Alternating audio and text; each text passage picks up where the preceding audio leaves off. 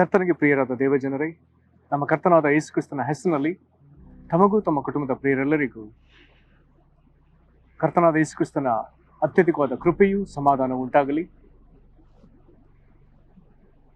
ಒದಗಿಸುವ ದೇವರ ಕುರಿತಾಗಿ ಹೃದಯಂಗಮ ಮಾತು ಎನ್ನುವಂಥ ಈ ವಾಕ್ಯಧ್ಯಾನದಲ್ಲಿ ಈ ತಿಂಗಳು ನಾವು ಧ್ಯಾನಿಸುತ್ತಿರುವಲ್ಲಿ ಈ ದಿನಕ್ಕೆ ನಾವು ಧ್ಯಾನಿಸುವಂಥ ದೇವರ ವಾಕ್ಯದ ಭಾಗ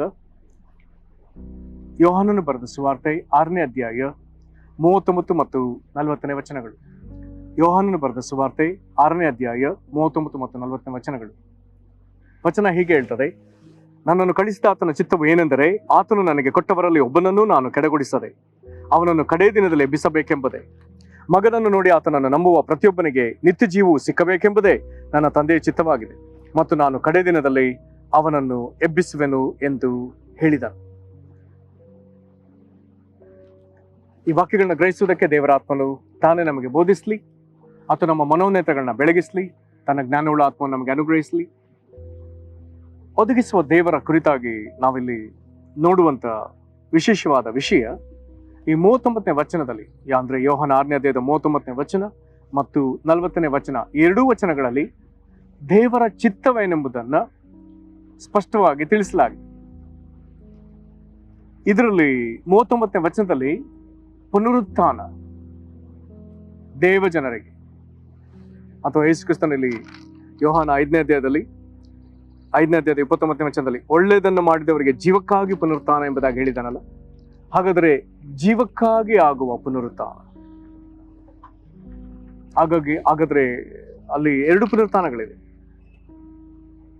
ಒಳ್ಳೆಯದನ್ನು ಮಾಡಿದವರಿಗೆ ಜೀವಕ್ಕಾಗಿ ಪುನರುತ್ಥಾನವಾಗುವುದು, ಕೆಟ್ಟದನ್ನು ನಡೆಸಿದವರಿಗೆ ತೀರ್ಪಿಗಾಗಿ ಪುನರುತ್ಥಾನವಾಗುವುದು. ಒಳ್ಳೆಯದನ್ನು ನಡೆಸಿದವರು ಕೆಟ್ಟದನ್ನು ನಡೆಸಿದವರು, ಒಳ್ಳೆಯದನ್ನು ನಡೆಸಿದವರಿಗೆ ಜೀವಕ್ಕಾಗಿ ಪುನರುತ್ಥಾನ, ಕೆಟ್ಟದನ್ನು ನಡೆಸಿದವರಿಗೆ ತೀರ್ಪಿಗಾಗಿ, ಅಂದ್ರೆ ದೇವರ ಕೋಪ ಮತ್ತು ಶಿಕ್ಷೆ, ಅದಕ್ಕಾಗಿ ಪುನರುತ್ಥಾನ. ಹಾಗಾದ್ರೆ ಎರಡು ಬೇರೆ ಬೇರೆ ಪುನರುತ್ಥಾನ. ನಾವು ವಾಕ್ಯದಲ್ಲಿ ಇನ್ನೂ ಕೆಲವು ಭಾಗದಲ್ಲಿ ನೋಡಿದ್ರೆ, ವಿಶೇಷವಾಗಿ ಪ್ರಕಟಣೆ 20ನೇ ಅಧ್ಯಾಯವನ್ನ ಗಮನಿಸಿದ್ರೆ 4, 5, 6 ವಚನಗಳಲ್ಲಿ ಸ್ಪಷ್ಟವಾಗಿ ಗಮನಕ್ಕೆ ಬರುವಂಥದ್ದು, ನೀತಿವಂತರಿಗಾಗುವ ಪುನರುತ್ಥಾನ ಕ್ರಿಸ್ತನ 1000 ವರ್ಷ ಆಳ್ವಿಕೆಗೆ ಮೊದಲು. ಆದ್ರೆ ಅನೀತಿವಂತರಿಗಾಗುವಂತ ಪುನರುತ್ಥಾನ ಕ್ರಿಸ್ತನ 1000 ವರ್ಷ ಆಳ್ವಿಕೆಯ ನಂತರ. ಹಾಗಾದರೆ ಒಳ್ಳೆಯವರಿಗೆ ಮತ್ತು ಕೆಟ್ಟವರಿಗೆ ಬೇರೆ ಬೇರೆ ಕಾಲಕ್ಕೆ ಪುನರುತ್ಥಾನವಾಗ್ತದೆ. ಎರಡು ಪುನರುತ್ಥಾನಗಳ ಅಂತರ 1000 ವರ್ಷಗಳು ಭೂಮಿಯ ಮೇಲೆ. ಇನ್ನು ಅದಾಗ್ಲಿಲ್ಲ. ಹಾಗಾಗಿ ನೀತಿವಂತರಾಗುವುದಕ್ಕಾಗಿ, ನಾವು ನಮ್ಮ ದುಷ್ಟ ನಡತೆಯನ್ನು ಬಿಟ್ಟು ನೀತಿವಂತರಾಗುವುದಕ್ಕಾಗಿ ದೇವರು ನಮಗೆ ಅವಕಾಶ ಕೊಟ್ಟಿದ್ದಾರೆ. ಹೇಗಂತ ಹೇಳಿದ್ರೆ, ದೇವರು ನಮಗಾಗಿ ಮಾಡಿದ ತನ್ನ ನೀತಿಯ ಕಾರ್ಯ, ಅಂದ್ರೆ ರಕ್ಷಣಾ ಕಾರ್ಯ, ಅಂದ್ರೆ ದೇವರು ತನ್ನ ಮಗನಾದ ಯೇಸು ಕ್ರಿಸ್ತನನ್ನ ನಮ್ಮ ಪಾಪಗಳಿಗಾಗಿ ಕಲ್ವಾರಿ ಶಿಲುಬೆಯಲ್ಲಿ ಆತನನ್ನ ಜಜ್ಜಿ ಬಾಧಿಸಿ, ನಮ್ಮ ದ್ರೋಹಗಳ ನಿಮಿತ್ತ ಆತನಿಗೆ ಗಾಯ, ನಮ್ಮ ಅಪರಾಧಗಳ ನಿಮಿತ್ತ ಆತನ ಜಜ್ಜಲ್ಪಟ್ಟನಲ್ಲ, ನಮಗೆ ಸುಶಾಂತಿ, ನಮಗೆ ಸುಕ್ಷೇಮನುಂಟು ಮಾಡುವಂತ ದಂಡನೆ ಆತನು ಅನುಭವಿಸಿದ್ನಲ್ಲ, ನಮಗೆ ಗುಣವಾಗುವಂತೆ ಆತನು ಆರೋಗ್ಯ ಉಂಟಾಗುವಂತೆ ಆತನು ಬಾಸುಂಡೆ ತಾಳಿದ್ದಾನೆ. ಹೀಗೆ ನಮಗಾಗಿ ತಂದೆಯ ದೇವರು ತನ್ನ ಮಗನನ್ನ ಜಜ್ಜುತ್ತಾನೆ, ಅವಮಾನಕ್ಕೊಳಪಡಿಸ್ತಾನೆ, ವಿಪರೀತ ಬಾಧಿಸ್ತಾನೆ. ಹಾಗಾದ್ರೆ ಯೇಸು ಕ್ರಿಸ್ತನು ಪಟ್ಟ ಈ ಪಾಡನ್ನ ನಾವು ನಂಬಿ ಸತ್ತು ಜೀವಿತನಾಗಿ 3ನೇ ದಿವಸದಲ್ಲಿ ಎದ್ದು ಬಂದ ಪುನರುತ್ಥಾನ ಹೊಂದಿದ ಯೇಸು ಕ್ರಿಸ್ತನನ್ನ, ಎಲ್ಲಾದರ ಮೇಲೆ ಒಡೆಯನಾಗಿರುವ ಯೇಸು ಕ್ರಿಸ್ತನನ್ನ ಕರ್ತನೆಂಬುದಾಗಿ, ಒಡೆಯನೆಂಬುದಾಗಿ ನಾವು ನಂಬುವಾಗ, ದೇವರು ನಾವು ಯಾವ ಪುಣ್ಯ ಕ್ರಿಯೆಗಳಿಲ್ಲದೆ, ದೇವರ ನೀತಿಯನ್ನು ಗಳಿಸೋದಕ್ಕಾಗಿ ಬೇರೆ ಯಾವ ಪ್ರಯತ್ನವಿಲ್ಲದೆ, ಕೇವಲ ದೇವರು ಸಾಧಿಸಿದ ಈ ರಕ್ಷಣಾ ಕಾರ್ಯವನ್ನ, ತನ್ನ ಮಗನ ಮುಖಾಂತರ ಸಾಧಿಸಿದ ಈ ರಕ್ಷಣಾ ಕಾರ್ಯವನ್ನ ನಂಬುವುದರ ಮೂಲಕ ದೇವರು ನಮಗೆ ತನ್ನ ನೀತಿಯನ್ನು ಒದಗಿಸ್ತಾನೆ. ಹೀಗೆ ಯೇಸು ಕ್ರಿಸ್ತನನ್ನ ನಂಬಿ ದೇವರ ನೀತಿಯನ್ನು ಸಂಪಾದಿಸಿಕೊಂಡವರನ್ನ ದೇವರು ಒಳ್ಳೆಯವರು, ನೀತಿವಂತರೆಂಬುದಾಗಿ ಕರೀತಾರೆ. ಈ ನೀತಿವಂತರ ಕುರಿತೇ ಈ ವಾಕ್ಯದಲ್ಲಿ ಬರೆಯಲ್ಪಟ್ಟದ್ದು. ಹೇಗೆ ಹೇಳ್ತಾನೆ? 39ನೇ ವಚನದಲ್ಲಿ ನಾವು ಗಮನಿಸತಕ್ಕ ವಿಷಯ, ನನ್ನನ್ನು ಕಳಿಸಿದ ಆತನ ಚಿತ್ತ, ಅಂದ್ರೆ ತಂದೆಯಾದ ದೇವರು ತನ್ನ ಮಗನನ್ನ ಕಳಿಸಿದ್ದಾನೆ. ಆತನ ಚಿತ್ತವೇನು? ಅಲ್ಲಿ ಯೇಸು ಕ್ರಿಸ್ತನು ಪ್ರಕಟಪಡಿಸುವಂಥದ್ದು ಚಿತ್ತವೇನೆಂದರೆ, ಆತನು ನನಗೆ ಕೊಟ್ಟವರಲ್ಲಿ ತಂದೆಯಾದ ದೇವರು ನಮ್ಮನ್ನ ತನ್ನ ಮಗನಾದ ಯೇಸು ಕ್ರಿಸ್ತನ ಅಧೀನಕ್ಕೆ, ವಶಕ್ಕೆ ಕೊಟ್ಟಿದ್ದಾನೆ. ಹಾಗಾದ್ರೆ ನಮ್ಮನ್ನ ಯೇಸು ಕ್ರಿಸ್ತನಿಗೆ ಕೊಟ್ಟದ್ದು ತಂದೆಯಾದ ದೇವರೆಂಬುದಾಗಿ ಇಲ್ಲಿ ಸ್ಪಷ್ಟವಾದ ಮಾತು. ಮತ್ತೊಮ್ಮೆ ಹೇಳ್ತಾನೆ, ನನ್ನನ್ನು ಕಳಿಸಿದ ಆತನ ಚಿತ್ತವೇನೆಂದರೆ ಆತನು ನನಗೆ ಕೊಟ್ಟವರಲ್ಲಿ ಒಬ್ಬನನ್ನೂ ನಾನು ಕೆಡಗೊಡಿಸದೆ. ಒಬ್ಬರನ್ನು ನಾನು ಕೆಡ್ಲಿಕ್ಕೆ ಬಿಡಲ್ಲ ಅಂತ ಯೇಸು ಸ್ವಾಮಿ ಹೇಳ್ತಾರೆ. ತಂದೆ ನಿಮ್ಮನ್ನ ನನ್ನ ವಶಕ್ಕೆ ಕೊಟ್ಟಿದ್ದಾನೆ, ನಾನು ನಿಮ್ಮನ್ನ ಕೆಡ್ಲಿಕ್ಕೆ ಬಿಡಲ್ಲ. ಅದರರ್ಥ ಈ ಲೋಕದ ಮಲಿನ ಅಂಧಕಾರದ ಲೋಕದಿಂದ ಬರುವಂತ ನಾನಾ ವಿಧವಾದ ಶೋಧನೆಗಳು, ಮೋಸಗಳು, ವಂಚನೆಗಳು, ಇವುಗಳಿಂದಲೂ ನಾನು ನಿಮ್ಮನ್ನ ಕೆಡ್ಲಿಕ್ಕೆ ಬಿಡಲ್ಲ ಅಂತ ಯೇಸು ಕ್ರಿಸ್ತನು ಹೇಳ್ತಾನೆ. ಅವುಗಳ ಪ್ರಚೋದನೆ ಇದೆಯಾ? ನಿತ್ಯವೂ ಇದೆ. ಎಡಬಿಡದೆ ಅವುಗಳು ಈ ಲೋಕದ ಮಲಿನತ್ವ, ಅಂಧಕಾರ ಶಕ್ತಿಗಳ ದುಷ್ಟತನ ನಮಗೆ ವಿರುದ್ಧವಾಗಿ ನಾನಾ ವಿಧವಾಗಿ ನಮ್ಮನ್ನ ಪ್ರಚೋದಿಸ್ತಲೇ ಇದೆ. ಆದ್ರೆ ದೇವರು ನಮ್ಮನ್ನ ಯೇಸುಕ್ರಿಸ್ತನ ವಶಕ್ಕೆ ಕೊಟ್ಟಿರುವಲ್ಲಿ ಯೇಸುಕ್ರಿಸ್ತ ನಮ್ಮನ್ನ ಅನುದಿನವೂ ಅನುಕ್ಷಣವೂ ನಮ್ಮನ್ನ ಶುದ್ಧೀಕರಿಸ್ತಲೇ ನಮ್ಮನ್ನ ತನ್ನ ಐಕ್ಯತೆಯಲ್ಲಿ ಮುಂದುವರಿಸ್ತಿರುವಂತಹ ದೇವರು. ಹಾಗಾಗಿ ಇಲ್ಲಿ ಬರ್ತದೆ, ನನ್ನನ್ನು ಕೊಟ್ಟ ಆತನ ಚಿತ್ತವೇನೆಂದರೆ, ಕ್ಷಮಿಸಿ, ನನ್ನನ್ನು ಕಳಿಸಿದ ಆತನ ಚಿತ್ತವೇನೆಂದರೆ ಆತ ನನಗೆ ಕೊಟ್ಟವರಲ್ಲಿ ಒಬ್ಬನನ್ನು ನಾನು ಕೆಡಗೊಳಿಸದೆ ಅವನನ್ನು ಕಡೇ ದಿನದಲ್ಲಿ ಎಬ್ಬಿಸಬೇಕೆಂಬುದೇ. ನನಗನ್ನಿಸ್ತದೆ ಇದಕ್ಕೆ ಒಂದು ಒಳ್ಳೆಯ ಉದಾಹರಣೆ ನಮ್ಮ ದೇಶದಲ್ಲಿ ಉಪ್ಪಿನಕಾಯಿ.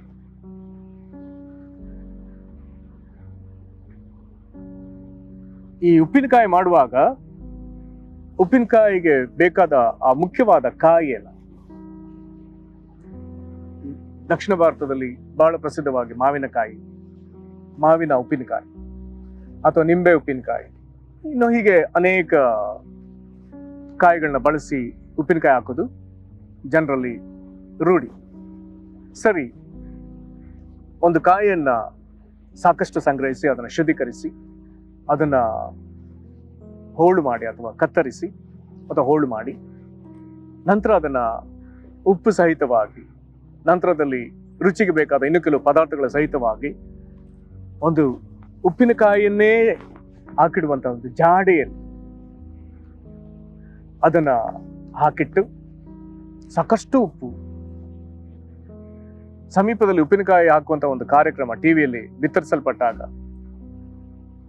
ಬಹಳ ಅನುಭವಶಾಲಿಯಾದ ಒಬ್ಬ ತಾಯಿ, ವಯಸ್ಸಾದ ಒಬ್ಬ ತಾಯಿ, ಅವ್ರು ಹೇಳ್ತಾ ಇದ್ರು, ಉಪ್ಪಿನಕಾಯಿಯ ಮೇಲೆ ಆ ಜಾಡಿಯಲ್ಲಿ 1 ಇಂಚಾದ್ರೂ ಎಣ್ಣೆ ನಿಲ್ಬೇಕಂತ ಹೇಳ್ತಾ ಇದ್ರು. ಹೀಗೆ ಆ ಉಪ್ಪಿನಕಾಯಿಯನ್ನ ಒಂದು ಜಾಡಿಯಲ್ಲಿ ಹಾಕಿ ಅದನ್ನ ಎಷ್ಟೋ ತಿಂಗಳುಗಳು, ದಿವಸಗಳು ಬಿಟ್ಟು ನಂತರದಲ್ಲಿ ಅದನ್ನ ತೆಗಿತಾರೆ. ಯಾವತ್ತೋ ಒಂದು ದಿವಸ ಅದು ಒಂದು ಪರಿಪಕ್ವತೆಗೆ ಬಂದದೆ ಎಂಬುದಾಗಿ ತಿಳ್ಕೊಂಡಾಗ ಅದನ್ನ ಹೊರಗೆ ತೆಗಿತಾರೆ. ಆಶ್ಚರ್ಯ, ಅದರ ಒಳಗೆ, ಆ ಜಾಡಿಯೊಳಗಿರುವಂತ ಯಾವುದೇ ಒಂದು ಪದಾರ್ಥವು ಕೆಟ್ಟು ಹೋಗಿರುವುದಿಲ್ಲ. ಎಲ್ಲವೂ ಒಂದರೊಳಗೆ ಒಂದು ಬೆಸೆತು ಅದೊಂದು ಅದ್ಭುತವಾದ ರುಚಿಯಾಗಿರ್ತದೆ. ತಿನ್ನುಗರಿಗೆ, ಅದು ಸವಿಯುವವರಿಗೆ ಅದು ಅಂತಹ ಮನಸ್ಸಿಗೆ ಆಹ್ಲಾದವನ್ನು ಉಂಟು ಮಾಡ್ತದೆ. ಈ ಉದಾಹರಣೆ, ಈ ವಾಕ್ಯವನ್ನು ಗ್ರಹಿಸುವುದಕ್ಕೆ ಬಹಳ ಚೆನ್ನಾಗಿದೆ. ತಂದೆಯಾದ ದೇವರು ನಮ್ಮೊಬ್ಬೊಬ್ಬರಿಗೆ ತನ್ನ ಮಗನನ್ನ ಪ್ರಕಟಿಸಿ ಆತನಲ್ಲಿ ನಂಬಿಕೆ ಇಟ್ಟು ಆತನ ಮಗನಾದ ಯೇಸು ಕ್ರಿಸ್ತನಲ್ಲಿ ನಮಗೆ ನಂಬಿಕೆಯನ್ನು ಅನುಗ್ರಹಿಸಿ ನಮ್ಮನ್ನ ಯೇಸು ಕ್ರಿಸ್ತನ ವಶಕ್ಕೆ ಕೊಟ್ಟಿದ್ದ. ಯೇಸು ಕ್ರಿಸ್ತನು ನಮ್ಮನ್ನ ತನ್ನ ವಶದಲ್ಲಿ ತೆಗೆದುಕೊಂಡು ಆತನು ನಮ್ಮನ್ನ ಕೆಡಗೊಡದ ಹಾಗೆ, ಉಪ್ಪಿನಕಾಯಿ ಯಾವುದೇ ಕಾಲದಲ್ಲಿ ಅದು ಕೆಡುವುದಿಲ್ಲ. ಅದು ಬೇಸಿಗೆಯೋ ಮಳೆಯೋ ಚಳಿಯೋ ಅದು ಕೆಡುವುದಿಲ್ಲ. ಯಾವ ಕಾಲದಲ್ಲಿಯೋ ಅಥವಾ ಯಾವ ಸಂದರ್ಭದಲ್ಲಿ ಅದು ಕೆಡದ ಹಾಗೆ ಆತ ನಮ್ಮನ್ನ ಜೋಪಾನ ಮಾಡ್ತಿದ್ದ. ಉಪ್ಪಿನಕಾಯಿಗೆ ಅವಶ್ಯವಾದ ಒಂದು ಪದಾರ್ಥ ಉಪ್ಪು, ಕೆಡದಿರುವುದಕ್ಕೂ ಮತ್ತು ರುಚಿಗೂ. ಈ ಉಪ್ಪು ವಾಕ್ಯದ ಪ್ರಕಾರ ಒಡಂಬಡಿಕೆಯನ್ನು ತೋರಿಸ್ತದೆ. ದೇವರಿಗೂ ನಮಗೂ ಏರ್ಪಟ್ಟ ಒಡಂಬಡಿಕೆಗೆ ಸೂಚಕವಾಗಿ ಉಪ್ಪಿದೆ. ಉಪ್ಪು ಒಡಂಬಡಿಕೆಗೆ ಸೂಚನೆ ಎಂಬುದಾಗಿ ಯಾಜಕಕಾಂಡದಲ್ಲಿ ಬರೆದದ್ದು. ಹಾಗಾದ್ರೆ ದೇವರು ನಮ್ಮೊಂದಿಗೆ ಕಲ್ವಾರಿ ಶಿಲುಬೆಯಲ್ಲಿ ತನ್ನ ರಕ್ತದಿಂದ ಸ್ಥಾಪಿಸಿದ ಒಡಂಬಡಿಕೆ ಒಳಗೆ ದೇವರ ಐಕ್ಯತೆಯೊಳಗೆ ನಮ್ಮನ್ನು ಸೇರಿಸಿಕೊಂಡಿದ್ದ. ಕೆಲವರ ಪ್ರಕಾರ ಉಪ್ಪಿನಕಾಯಿಯ ಜಾಡಿಯಲ್ಲಿ ಉಪ್ಪಿನಕಾಯಿಗೆ ಮೇಲೆ 1 ಇಂಚಾದ್ರೂ ಎಣ್ಣೆ ತುಂಬಿರಬೇಕೆಂಬುದಾಗಿ, ನಿಂತಿರುವಷ್ಟು ಎಣ್ಣೆ ಹಾಕ್ಬೇಕೆಂಬುದಾಗಿ ಹೇಳುವುದಾದ್ರೆ ಪವಿತ್ರಾತ್ಮ, ಯಾರ್ಯಾರು ದೇವರ ಒಡಂಬಡಿಕೆಗಳಿಗೆ ಬಂದಿದ್ದಾರೋ ದೇವರು ಅವರಿಗೆ ಪವಿತ್ರಾತ್ಮನನ್ನ ಕೊಟ್ಟಿದ್ದ. ಹಾಗಾದ್ರೆ ದೇವರ ಐಕ್ಯತೆ, ಪವಿತ್ರಾತ್ಮ ದೇವರ ಐಕ್ಯತೆಯನ್ನು ತೋರಿಸ್ತದೆ. ಆಶೀರ್ವದಿಸುವಾಗ ದೇವರ ಸೇವಕರುಗಳು ನಮ್ಮ ಮೇಲೆ ಆಶೀರ್ವಾದ ನುಡಿಯುವಾಗ ಹೇಳುವಂತಹ ಅದ್ಭುತವಾದ ಮಾತು, ನಮ್ಮ ಕರ್ತನಾದ ಯೇಸು ಕ್ರಿಸ್ತನ ಕೃಪೆ, ತಂದೆಯಾದ ದೇವರ ಪ್ರೀತಿ, ಪರಿಶುದ್ಧಾತ್ಮನ ಅನ್ಯೂನ್ಯತೆ. ಹಾಗಾದ್ರೆ ಪವಿತ್ರಾತ್ಮ ನಮ್ಮನ್ನು ಯಾವಾಗಲೂ ದೇವರ ಐಕ್ಯತೆಯಲ್ಲಿಯೇ ನಿಲ್ಲಿಸ್ತಾನೆ. ತಂದೆಯಾದ ದೇವರು ನಮ್ಮನ್ನು ಯೇಸು ಕ್ರಿಸ್ತನಿಗೆ ಕೊಟ್ಟ. ಯೇಸು ಕ್ರಿಸ್ತ ನಾವು ಕೆಡದ ಹಾಗೆ ನಮ್ಮ ಮೇಲೆ ಪವಿತ್ರಾತ್ಮ ಸುರಿಸಿ ನಾವು ತಂದೆ ಮಗ ಪರಿಶುದ್ಧಾತ್ಮ ಎನ್ನುತ್ತಾ ಈ ತ್ರೈಕ ದೇವರ ಐಕ್ಯತೆಯಲ್ಲಿಯೇ ನಡೆಯುವಂತೆ ಪವಿತ್ರಾತ್ಮ ನಮ್ಮನ್ನು ಮುನ್ನಡೆಸ್ತಾನೆ. ಇಂಥವರಿಗೆ ಯೇಸು ಕ್ರಿಸ್ತನ ಏನ್ ಮಾಡ್ತಾನಂತೆ, ಇಲ್ಲಿ 6ನೇ ಅಧ್ಯಾಯದ 39ನೇ ವಚನದಲ್ಲಿ ಒದಗಿಸುವ ದೇವರು ನಮಗೀಗ ಏನ್ ಮಾಡ್ತಿದ್ದಾನೆ, ಯೇಸು ಕ್ರಿಸ್ತನು ಸಭೆಗಾಗಿ ಆತನ ಮದಲಿಂಗನಾಗಿ ಮಧ್ಯಾಕಾಶಕ್ಕೆ ಬರ್ತಾನೆ. ಅದನ್ನ ತುತ್ತೂರಿಧ್ವನಿ ಕೇಳ್ತದೆ, ಪ್ರಧಾನ ದೂತನ ಶಬ್ದವು ಕೇಳ್ತದೆ, ಕರ್ತನ ಆಜ್ಞಾಘೋಷ ಕೇಳ್ತದೆ. ಆ ದಿನದಲ್ಲಿ ಕ್ರಿಸ್ತನವರೆಲ್ಲರೂ ಅವರು ತೀರಿ ಹೋಗಿದ್ರೆ ಅವರು ಪುನರುತ್ಥಾನದ ಶರೀರದಲ್ಲಿ ಎದ್ದೇಳ್ತಾರೆ. ಬದುಕಿರುವವರು ರೂಪಾಂತರಗೊಂಡು ಅವರು ಸಹ ಆ ಪುನರುತ್ಥಾನದ ಶರೀರದಲ್ಲಿ ಮಧ್ಯಾಕಾಶಕ್ಕೆ ಒಯ್ಯಲ್ಪಡ್ತಾರೆ. ಆ ಅದ್ಭುತವಾದ ಪುನರುತ್ಥಾನ ದೇವರು ತನ್ನನ್ನ ನಂಬಿದವರಿಗೆ, ಯೇಸುಕ್ರಿಸ್ತ ನಂಬಿದವರಿಗೆ ಕೊಡುವಂತ ಸನ್ಮಾನವೇ ಆ ಪುನರುತ್ಥಾನ. ಹಾಗಾದ್ರೆ ಯೇಸುಕ್ರಿಸ್ತನ ಹೇಳ್ತಾನೆ, ಕಡೆ ದಿನದಲ್ಲಿ ಅವನು ಎಬ್ಬಿಸ್ತಾನೆ ಎಂಬುದಾಗಿ ಹೇಳುವಾಗ ತನ್ನ ಜನರಿಗೆ, ಭಕ್ತ ಜನರಿಗೆ, ನೀತಿವಂತರಿಗೆ ದೇವರು ಕೊಡುವ ಪುನರುತ್ಥಾನವನ್ನ ಯೇಸುಕ್ರಿಸ್ತನು ಇಲ್ಲಿ ಹೇಳ್ತಿದ್ದಾನೆ. ಆತನು ಹೇಳ್ತಾನೆ, ಅವನನ್ನ ಕಡೆ ದಿನದಲ್ಲಿ ಎಬ್ಬಿಸಬೇಕೆಂಬುದೇ.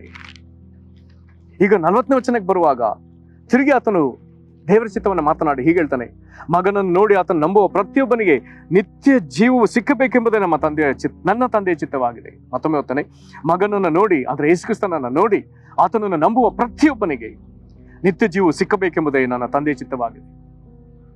ನಾನು ಆಗಾಗ ಹೇಳುವುದಕ್ಕೆ ಇಷ್ಟಪಡುವಂತ ಒಂದು ಸಂಗತಿ ಅಂದ್ರೆ, ಹಳೆಯ ಕಾಲದಲ್ಲಿ ಅಥವಾ ಬಹಳ ಹಿಂದಿನ ಕಾಲದಲ್ಲಿ ಅನೇಕರು ಭೂಮಿಯ ವಿಧ ವಿಧ ಭಾಗದಲ್ಲಿ ದೇವರನ್ನ ಹುಡುಕಿದವರಿದ್ದಾರೆ.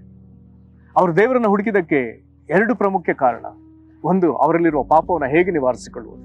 ಈ ಪ್ರಶ್ನೆಯೊಂದಿಗೆ ದೇವರನ್ನ ಹುಡುಕಿದವರೇ ಅನೇಕರಿದ್ದಾರೆ. ನಂತರದಲ್ಲಿ ಈ ನಶ್ವರದಿಂದ ನಾವು ತಪ್ಪಿಸಿಕೊಂಡು ದೇವರ ನಿತ್ಯತ್ವದಲ್ಲಿ ನಾವು ಹೇಗೆ ಸೇರಿಕೊಳ್ಳುವಂಥದ್ದು, ದೇವರ ನಿತ್ಯತ್ವದಲ್ಲಿ ಹೇಗೆ ಐಕ್ಯರಾಗುವಂಥದ್ದು, ಇದನ್ನು ತವಕಿಸಿಯೇ ಅನೇಕ ದೇಶಗಳಲ್ಲಿ ಹಳೆ ಕಾಲದ ಸಂತರುಗಳು ಅನೇಕ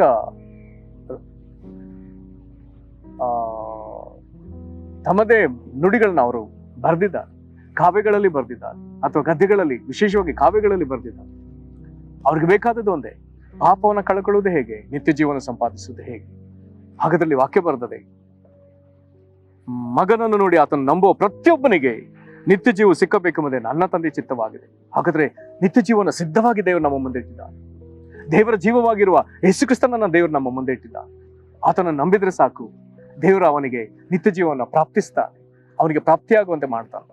ನಂತರದಲ್ಲಿ ಬರ್ದದೆ ಮತ್ತೆ ಯೇಸು ಸ್ವಾಮಿ ಹೇಳ್ತಾನೆ, ಈಗ ಮತ್ತು ನಾನು ಕಡೆಯ ದಿನದಲ್ಲಿ ಅವನನ್ನು ಎಬ್ಬಿಸುವುದು. ಯಾವನಿಗೆ ನಿತ್ಯ ಜೀವ ಉಂಟು, ಯಾವನ ಯೇಸುಕ್ರಿಸ್ತನ ನಂಬಿ ದೇವರು ಕೊಡುವ ನಿತ್ಯ ಜೀವನ ಸಂಪಾದಿಸಿದ್ದಾನೋ ಅವನನ್ನ ಯೇಸುಕ್ರಿಸ್ತನು ಕಡೆಯ ದಿನದಲ್ಲಿ ಎಬ್ಬಿಸ್ತಾನೆ ಎಂಬುದಾಗಿ ಹೇಳಿದ್ದಾನೆ. ಹಾಗಾದ್ರೆ ಒದಗಿಸುವ ದೇವರು ನಮ್ಮನ್ನ ಯೇಸುಕ್ರಿಸ್ತನ ಕೈಗೆ ಕೊಟ್ಟಿದ್ದಾನೆ. ಒದಗಿಸುವ ದೇವರು ನಮಗೆ ನಿತ್ಯ ಜೀವವನ್ನು ಕರುಣಿಸಿದ್ದಾನೆ. ಒದಗಿಸುವ ದೇವರು ನಮಗೆ ಪುನರುತ್ಥಾನವನ್ನ ವಾಗ್ದಾನ ಮಾಡಿದ್ದಾನೆ. ಇದೆಲ್ಲವೂ ಆತನ ಚಿತ್ತ. ಕರ್ತನಲ್ಲಿ ಪ್ರೀತಿಯುಳ್ಳ ದೇವ ಜನರೇ, ಒದಗಿಸುವ ದೇವರು ನಮಗೆ ಕೇವಲ ಈ ಭೂಮಿಯಲ್ಲಿ ಸಿಕ್ಕುವ ಬೇಕಾದ ಅಗತ್ಯತೆಯನ್ನು ಮಾತ್ರ ಒದಗಿಸುವ ದೇವರಲ್ಲ, ಅದಕ್ಕಿಂತ ಮಿಗಿಲಾಗಿ ದೂರಕ್ಕೆ ನಿತ್ಯತ್ವಕ್ಕೆ ಆತನ ನಮಗೆ ವಾಗ್ದಾನ ಕೊಟ್ಟಿದ್ದಾನೆ. ಆತನನ್ನ ನಾವು ಗಟ್ಟಿಯಾಗಿ ಹಿಡಿದುಕೊಳ್ಳೋಣ. ಪರಲೋಕ ತಂದೆಯೇ, ಒದಗಿಸುವ ದೇವರೇ, ನಿನ್ನ ಪ್ರಿಯ ಮಗನನ್ನ ನಮಗೆ ಕೊಟ್ಟಿ, ಆತನಿಗೆ ನಮ್ಮನ್ನು ಕೊಟ್ಟಿ, ಆತ ನಮ್ಮನ್ನ ಕೆಡದಂತೆ ಕಾಪಾಡುವುದಕ್ಕಾಗಿ ಆತನ ಕೈಗೆ ಕೊಟ್ಟಿ, ಅವರಿಗೆ ಕಡೆಯಲ್ಲಿ ಪುನರುತ್ಥಾನವಾಗಬೇಕೆಂಬುದೇ ನಿನ್ನ ಚಿತ್ತ. ಮಗನನ್ನು ನೋಡಿ ನಂಬಿಕೆಡುವ ಪ್ರತಿಯೊಬ್ಬರಿಗೆ ನಿತ್ಯ ಜೀವವನ್ನ ಕೊಟ್ಟ ದೇವರೇ, ನಿತ್ಯ ಜೀವ ಪಡ್ಕೊಂಡವರನ್ನ ಕರ್ತನಾದಿಸುವೆ, ನಾನು ಅವರನ್ನ ಕಡೆದಿಂದಲೇ ಬಿಸು ನಿಮ್ದಾಗ ಇಳಿದೆಯಲ್ಲ ಅಪ್ಪ. ನೀನು ನಮಗೆ ಶ್ರೇಷ್ಠ ಪುನರುತ್ಥಾನವನ್ನು ಇಟ್ಟಿದೆಯಲ್ಲ, ಜೀವಕ್ಕಾಗಿ ಪುನರುತ್ಥಾನವಿಟ್ಟಿದೆಯಲ್ಲ, ಇದರಲ್ಲಿ ನಾವೆಲ್ಲರೂ ಪಾಲುಗಾರರಾಗಬೇಕಪ್ಪ ದೇವರೇ. ನೀನು ಬಯಸಿದ ಎಲ್ಲ ಜನರು ಇದರಲ್ಲಿ ಪಾಲುಗಾರರಾಗುವಂತೆ ಒಬ್ಬೊಬ್ಬರನ್ನ ನೀನು ಕರುಣಿಸಿ ನಿನ್ನ ಬಳಿಗೆ ಸೆಳಕು. ಹಾಗೆ ನೀನು ಮಾಡುವುದಕ್ಕಾಗಿ ಸ್ತೋತ್ರ ಕರ್ತನೆ. ಅದೇ ವೇಳೆಯಲ್ಲಿ ಅನೇಕರು ವ್ಯಾಧ್ಯಸ್ಥರಾಗಿರುವಾಗ, ನಾನಾ ಬಾಧೆಗಳಲ್ಲಿ ಬಾಧೆ ಪಡ್ತಿರುವಾಗ ಅಪ್ಪ, ನಿನ್ನ ಪುನರುತ್ಥಾನದ ಶಕ್ತಿಗೆ ಅವ್ರನ್ನ ಮುಟ್ಟಲಿ, ಆ ವ್ಯಾಧಿಗಳಿಂದ ಅವ್ರನ್ನ ಬಿಡುಗಡೆ ಹೊಂದಲಿ ಸ್ವಾಮಿ. ತಲೆಯಿಂದ ಅಂಗಾಲಿನವರೆಗೂ ಇರುವಂತಹ ಒಂದೊಂದು ಬಾಧೆಗಳು ಯೇಸು ಕ್ರಿಸ್ತನ ಹೆಸರಲ್ಲಿ ಬಿಟ್ಟು ಹೋಗಲಿ. ಪಾಪದಿಂದ ಬಂದ ಬಾಧೆಗಳು ಪಾಪ ಕ್ಷಮಿಸಲ್ಪಟ್ಟು ಗುಣವಾಗಲಿ. ಸೈತಾನಿಂದ ದುರಾತ್ಮಗಳಿಂದ ಬಂದ ಬಾಧೆಗಳು ಕರ್ತನೆ ಅವರಿಗೆ ಬಿಡುಗಡೆ ಆಗುವಂತೆ, ಗುಣವಾಗುವಂತೆ ದುರಾತ್ಮ ಅವ್ರನ್ನ ಬಿಟ್ಟು ಹೋಗಲಿ. ಈಗಲೇ ಈ ಮನೆಯಿಂದ ಬಿಟ್ಟು ಹೋಗಲಿ, ವ್ಯಕ್ತಿಯನ್ನು ಬಿಟ್ಟು ಹೋಗಲಿ. ಯೇಸು ಕ್ರಿಸ್ತನ ಹೆಸರಿನಲ್ಲಿ ಬಿಡುಗಡೆ ಆಗಲಿ. ನಿನ್ನ ಮಕ್ಕಳನ್ನ ಕನಿಕರಿಸ್ರಿ. ಹಾಗೆ ಮಾಡುವುದಕ್ಕಾಗಿ ಸ್ತೋತ್ರ. ಯೇಸು ಕ್ರಿಸ್ತನ ಹೆಸರಲ್ಲಿ ಬೇಡ್ದೇವೆ ನಮ್ಮ ತಂದೆಯೇ, ಆಮೇಲೆ. ಕರ್ತನು ನಿಮ್ಮನ್ನು ಆಶೀರ್ವದಿಸಲಿ. ವಂದನೆಗಳು.